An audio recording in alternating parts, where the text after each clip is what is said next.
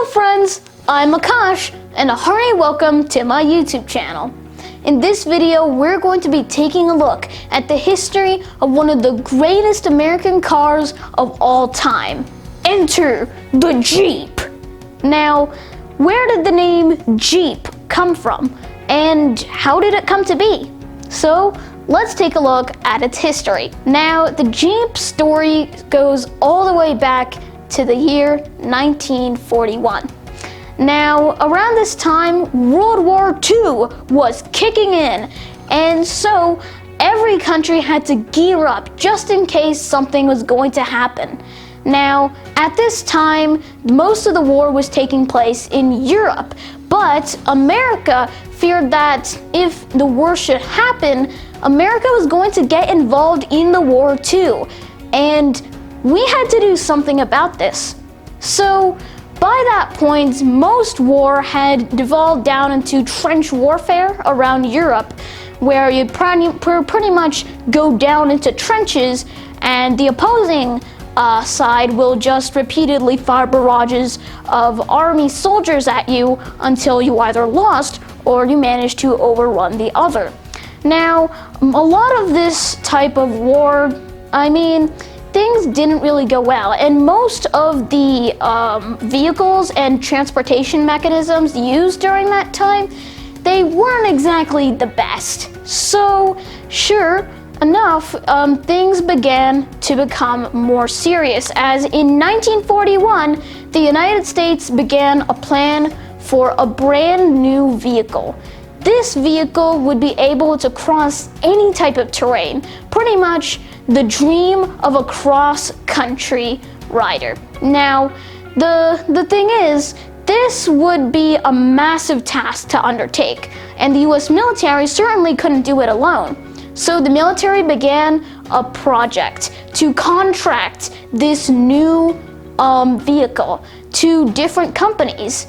And so, here was the plan. Create a contract bidding system where different car companies would create different ideas, prototypes for what they believe this new car should be and how it's going to work. Whoever has built the best military vehicle will win the contract bid, and from that point onwards, they're going to be making this and mass producing the brand new vehicle. Now, this vehicle right here had to make major changes to the current system of transportation during wars, which was terrible at that point. So, something had to be done, and this is what the military was going for. So, this means that different companies were beginning to try their hand at attempting to come up with something brand new. A new military vehicle to change the scene forever. Now, one of the companies that did this was called Willys, and this is Willys spelled W-I-L-L-Y-S. So that's interesting. Now, Willys was founded by a man named John Willys, and eventually, during the war, Willys focused on building their new vehicle for the military. Now, this military vehicle became known as Military Model A. And well, this was shortened to MA. So the Willys MA prototype came along. Now, this MA prototype was very, very interesting, as it was one of the first few mass-produced four-wheel drive cars. Now, four-wheel drive means that instead of the cars where the front wheels are being powered and the back wheels are just coming along for the ride and to support the rest of the car, a four-wheel drive would actually have all of the wheels being powered at the same time synchronously. So this would be a massive help for, driving along. So this actually is the type of car that we here in America now call the 4x4. So this is one of the very first mass-produced 4x4s. Now, along with Willys, there were several other companies trying their hand at this, and another one of them was a company called Ford. So Ford came along with their prototype, which they called the Ford GP. Now, the GP actually stood for two things. First, the G stood for government because, well, it's for the government, it's a government contract. And the P stood for something interesting. Now, there is a specific length for cars. And this is the length between the center of the front wheel and the center of the rear wheel.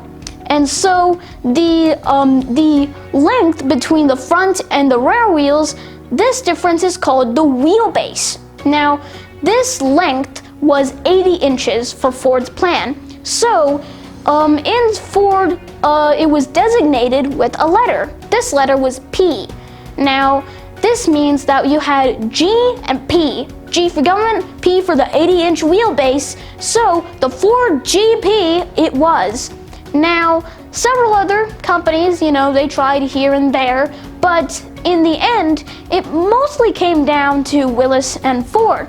And out of these two, the United States military officially selected Willys to get the contract bid. So the Willys Model A would be getting it. But the Willys noticed something interesting. There were a few differences, modifications that Ford had and that the other major company, Bantram, also had, that Willys wanted to include in their own. So after a few changes here and there, the new model, Military Model B, MB, was revealed. This was the car. It was all-terrain. It had excellent cross-country experience. It could go on any terrain and it would work, especially on soft mud, which was a major hassle for most other military cars at the time. This was the dream military vehicle, and it was coming to the US military very soon. So in 1941, the Willys MB went straight into production as the first mass-produced four-wheel drive car. This was it, the dream military vehicle. And as it was going into production, it was a massive success. It worked really well, and in the end, it would be the one to change the entire history of military cars forever. Now, with military vehicles like the Jeep, and by that time it wasn't actually called the Jeep, it was still the Willys MB, and I'll get to why they called it the Jeep in a moment. But first, the Willys MB right here was fantastic. So, Willys kept going on, producing more and more of these until 300,000 of these were produced. 300,000 Willys MBs were produced over the course of 4 years. But midway through that, Willys had figured that there was no way that they were going to be able to do this alone. So they had to bring in someone else. So they asked the US government, hey, it's going to be really difficult for us to do this alone. Do you think you can bring in the other guy over there? The other guy was Ford again. So Ford was asked to help with it, and so Ford joined in the contract. So both of these companies, Willys and Ford, became co-contractors, and they both helped create the Willys MB. Now for Ford's name, GP, that technically didn't work now because this one wasn't actually the one selected. The one selected was the Willys MB. So when Ford had to give it a new name for their version, they decided that to name the Willys MB for Ford, that add a W at the end of GP. W stands for, well, Willys, because what Ford was doing was just licensing Willys's already made car. And so, with this, the Ford GPW and the Willys MB, same car, two different names by two different companies. Now, interesting thing here, when the US military actually classified this name, GPW, they wrote that it was a general purpose military vehicle. Now, most people assume this to mean, general purpose GP. Well, that's what it must have stood for. No, it doesn't. The G is government and the P is for the 80-inch wheelbase, not general purpose. But that's what most people thought it was, even though it wasn't. Now, the Willys MB and the Ford GPW, same car, two different names, went along in production, and in total, it produced 600,000 total cars over the course of 4 years from 1941 to 1945. It was the best available military vehicle at the time. It was perfect. Now, as things are going along, eventually at the end of World War II, well, there wasn't really much need to produce more. And, well, they already had 600,000. They don't need more of these cars. So, after they ended production in 1945, they ended up using all these cars for different wars in the rest of the world. Yep, that does mean that they used it throughout the Cold War, in, the Korean War, Vietnam War. They all helped with this. Now, this right here, a little while later. Now, you may know that America was in the Philippines for quite a while, as in order to push the Japanese out of the area, America took the Philippines for quite a while. And so when the Americans finally left the Philippines, they decided that, hey, I guess we have all these surplus Jeeps here, and we can't really carry them back. And since you guys are now our friends, do you mind if we just, lend all these Jeeps over to you? So America just left the surplus of Jeeps within the country back to the Philippines. And so what the Filipino did was awesome. They actually turned it into a type of bus.